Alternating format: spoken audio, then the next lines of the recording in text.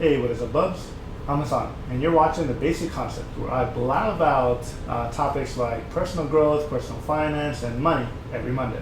Except for this past week where I was fighting a severe cold and I just didn't get a chance to record. It did, however, give me a chance to dig in and do some more research about the stimulus. So today I wanted to blab about the CARES Act, or the stimulus bill, one more time. I'm going to provide a small update to my previous video where I broke down how the $2 trillion stimulus package is actually divided up. If you want to see that particular video, there's a thumbs up button down there that you can hit to watch it. I'm just kidding, it should be up here. In addition to the small update, I also wanted to break down why you may not be getting a stimulus check. I'm going to go over some scenarios that will prevent you from getting a $1,200 check, some ways to prevent or combat these. The CARES Act, or the stimulus bill, has a lot of positive things going for them. So I figured I would tip the scales and bring some of the negativity to light as well. Not to say that I disagree with the bill or don't like the bill, I just want to bring some of this information to your attention so hopefully you can benefit from it. So in the previous video, I mentioned that the biggest requirement that I saw so far was having a US Social Security number. But reading through the bill, I found a bunch more. Before we get into those, I wanted to clarify an error that I made in the previous video. I stated that you can get up to a $1,700 payout, which was obviously wrong because it's $1,200 base plus $500 per child, not just a one-time credit. So if you have multiple kids and you're filing jointly, your payout could be much, much higher than $1,700. So I'm going to go ahead and chalk that up as me being sick. Anyways, let's go over the restrictions. So aside from having a US Social Security number, the other requirement is you must have filed a tax return for either 2018 or 2019. At first, this seems reasonable, but what about the people that just started working in 2020? And have expenses that need to be paid? And I understand that it's really hard to come up with a complete bill that encompasses everybody that needs help in this time. And I also understand that there's so many variables, but if you just started working in 2020, you don't get the stimulus. Also, some of the government assistance programs do not require you to file taxes. But the good news for that one is you can still file your 2019 taxes. You can actually do this online yourself going to the IRS's website. And filing your taxes for 2019 will make you eligible for the payout. Next, I want to talk about the $500 child credit. Again, at first glance, it sounds awesome. $500 per child? That's amazing. But a similar situation as before, what if your child was born in 2020? I think that person should qualify for this bonus just as anybody else. It does get slightly worse though.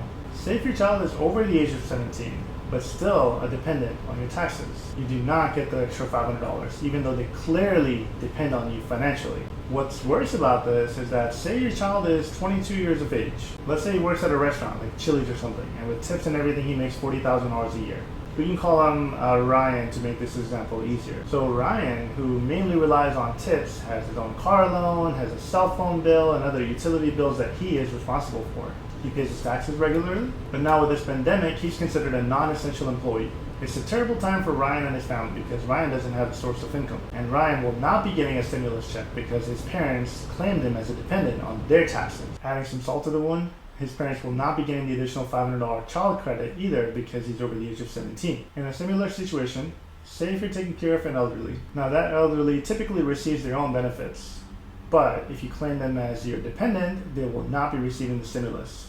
And again, because they're probably over the age of 17, you will not be getting the additional $500 to take care of them either. So a possible solution to this one is, so if you have not filed the taxes for 2019, do the math first. See if you get more monetary benefits by getting the stimulus or by continuing being a dependent on somebody else's taxes. The next restriction on the list also seems a little unfair to me. It states that non-resident aliens are excluded from the stimulus bill. If you're not familiar, non-resident is basically somebody who doesn't have a green card. Most of these people are here to either get a better education or get a better life. And because these people have Social Security and sometimes incomes, they are paying taxes as well. So this bill is basically saying, hey, thanks for working hard and paying taxes, but you're not eligible. Those are pretty much the pain points that I saw from the bill. One positive that I did see was the Small Business Administration is actually offering a $10,000 grant. So if you go to SBA.gov, you'll see that they have a disaster relief fund. And this fund is actually broken into two different pieces. One is basically for filling out the application, you're eligible for up to a $10,000 grant.